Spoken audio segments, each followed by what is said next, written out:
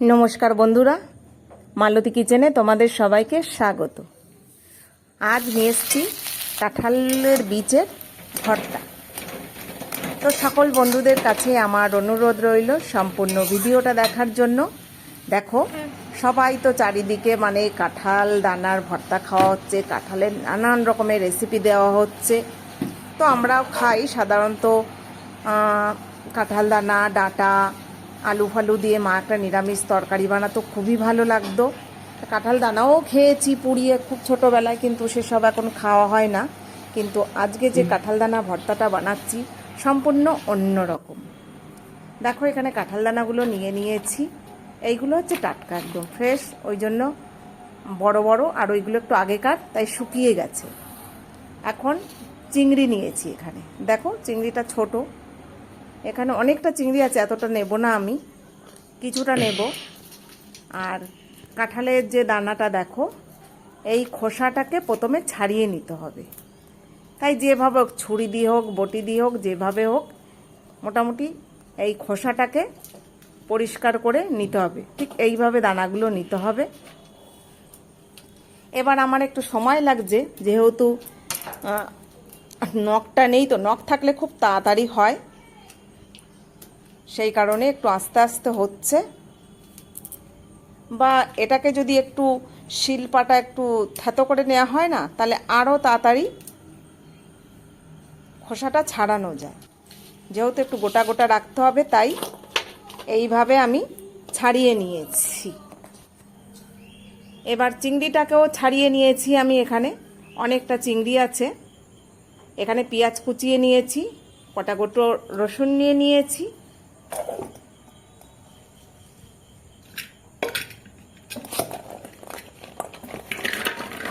প্রথমে কাঁঠাল দানাগুলো আমি একটু প্রেসারে সিটি মেরে নেব।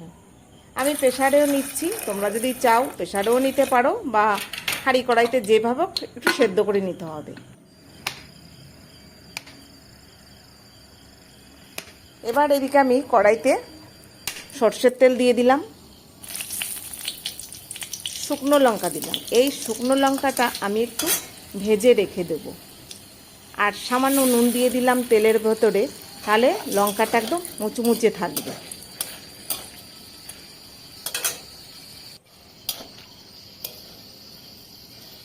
ঠিক এইভাবে লঙ্কাটা আমি ভেজে নিয়েছি। তাই যে কোনো ভর্তা বেশ মাখলে কিন্তু সুন্দর একটা কিন্তু গন্ধ বেরোয়। তাই 4টে লঙ্কা আমি ভেজে নিয়েছি। এবার তেলের ওপরে রসুন দিয়ে দিলাম। রসুনটা একদম কাঁচা দেব না, একটু নেড়ে নেব।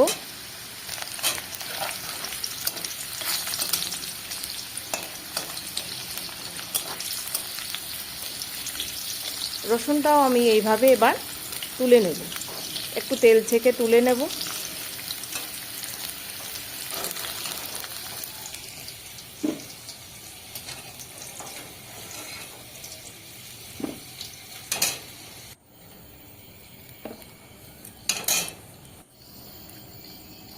ওই তেলের ভেতরে আবার কুচনো পেঁয়াজটা আমি ভেজে নেব। এখানে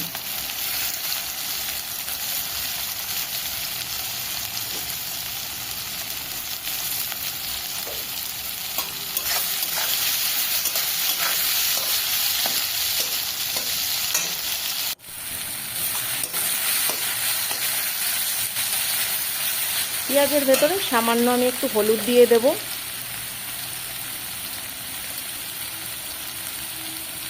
সামান্য নুন দিয়ে দেবো। যতটা লাগবে আর কি পেঁয়াজে, ততটাই আমি নুন দিয়েছি। এবার পেঁয়াজটাকে বেশ লাল লাল করে ভেজে নেব।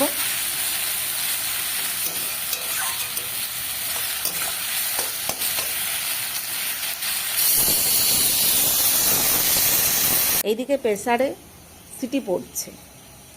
এবার চিংড়িটাকে আমি নুন হলুদ মেখে নেব।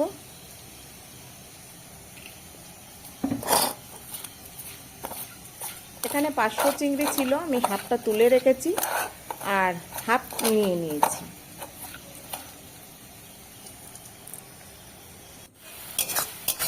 পেঁয়াজটাও বেশ লাল লাল হয়ে গেছে ভাজা।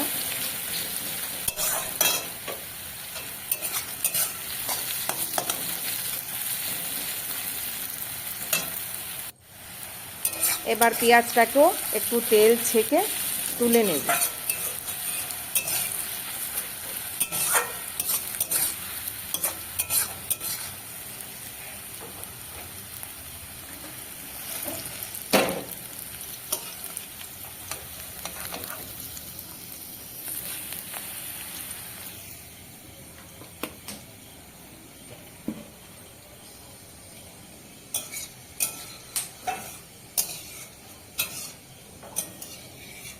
দেখো কত সুন্দর লাল লাল হয়েছে, মনে হচ্ছে এখন যে কোনো ভর্তা, তাই আলু বলো আর কাঁঠাল দানা বলো, যে কোনো ভর্তার সাথে এই পেঁয়াজ ভাজাটা কিন্তু দারুণ লাগবে।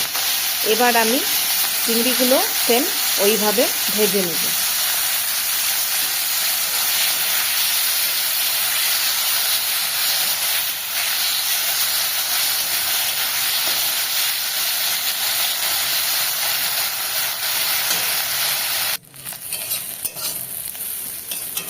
চিংড়িটা বেশ কড়া করে লাল লাল করে ভেজে নিয়েছি।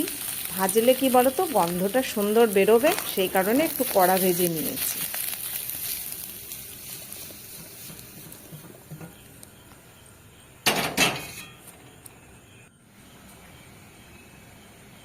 এবার দেখো কাঁঠাল দানাগুলো নরম হয়েছে, কিন্তু আমি শিল পাটাতে যাচ্ছি না, আমি একদম মিক্সচারে পেস্ট করে নেব। কিন্তু আমি মিক্সচার মেশিনে পেস্ট করেছি, কিন্তু তোমরা এরকম কেউ করতে যেও না, আঠালো ভাব হয়ে যায়। শিলপাটায় বাটলে এই এত আঠালো ভাবটা মনে হয় হবে না, তোমরা কেউ করতে যেও না, এটা শিলপাটাতেই ব্যবহার করো, সব থেকে ভালো হবে।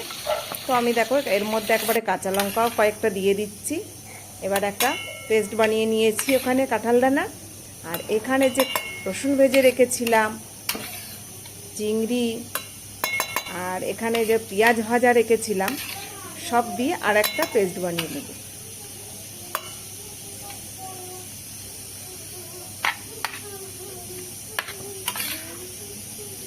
পুরোটা পেঁয়াজ আমি দিচ্ছি না, কিছুটা রেখে দিচ্ছি পরে মাখার জন্য। তো এইদিকে আমি দেখো এই সব করতে করতে আমি এদিকে মাছের ঝোলও আমার হয়ে গেছে।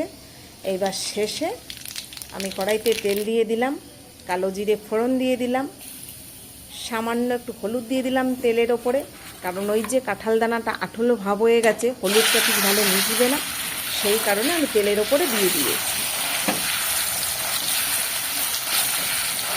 তোমরা বুঝতেই পারছো কীরকম একটা আঠলো ভাব হয়ে এসছে।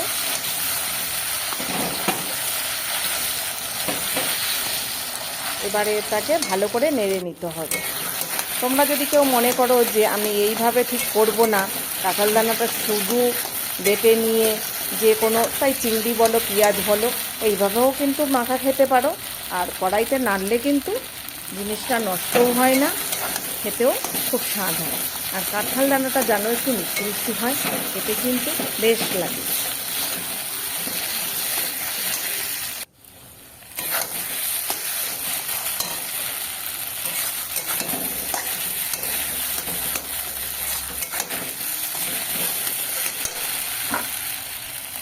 এবার যে চিংড়ি, রসুন, পেঁয়াজ সব পেস্ট করে রেখেছিলাম, ওটাকে এর মধ্যে মিশিয়ে দেবো।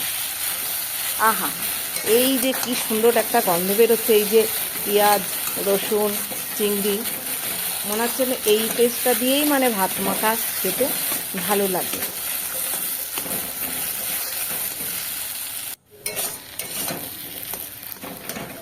বেশ সুন্দর করে আমি এর সাথে মিশিয়ে নিয়েছি।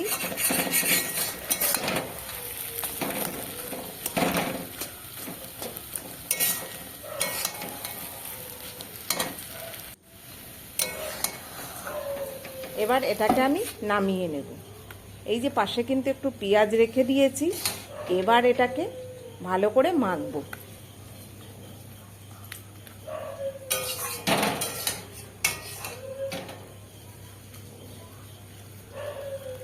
তবে বন্ধুরা, আমার ভিডিও বেশিরভাগ রাতের বেলা হয়, যেহেতু এই রাতের বেলা করছি, আমি তো খাবো, আমার বড় খাবে, কিন্তু শ্বশুরকে দেওয়া যাবে না, উনি বয়স্ক মানুষ, এটা সকালবেলা দেব। কিন্তু যখনই খাবে এটা গরম গরম খাবে, বেশ ভালো লাগবে। আর ঠান্ডা হয়ে গেলে জিনিসটা কিন্তু একটু শক্ত ভাব লাগে।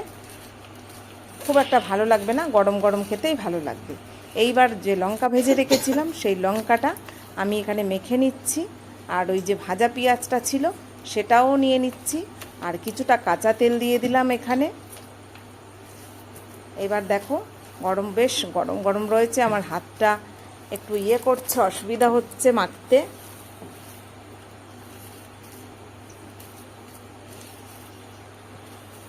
তবে এখনও তো কাঁঠাল দানা আছে বন্ধুরা, পারলে আমার মতন এইভাবে একবার ভর্তা বানিয়ে খেয়ে দেখো, একদম মুখে লেগে থাকবে।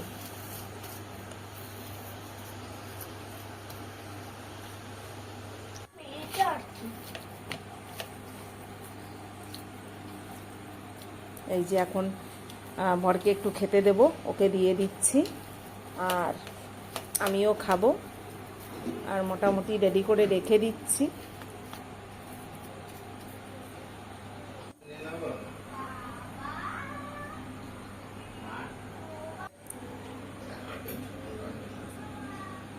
তো আমার রেডি কাঁঠাল দানার ভর্তা। ভিডিওটা ভালো লাগলে লাইক কমেন্ট শেয়ার সাবস্ক্রাইব করে দিও। দেখা হবে পরের ভিডিওতে। ভালো থাকো, সুস্থ থাকো, ধন্যবাদ। চলে আসো, মেখে দিচ্ছি, চলে আসো।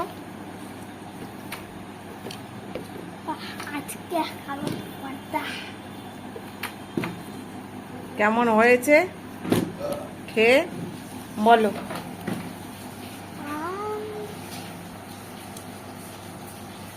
না খেয়ে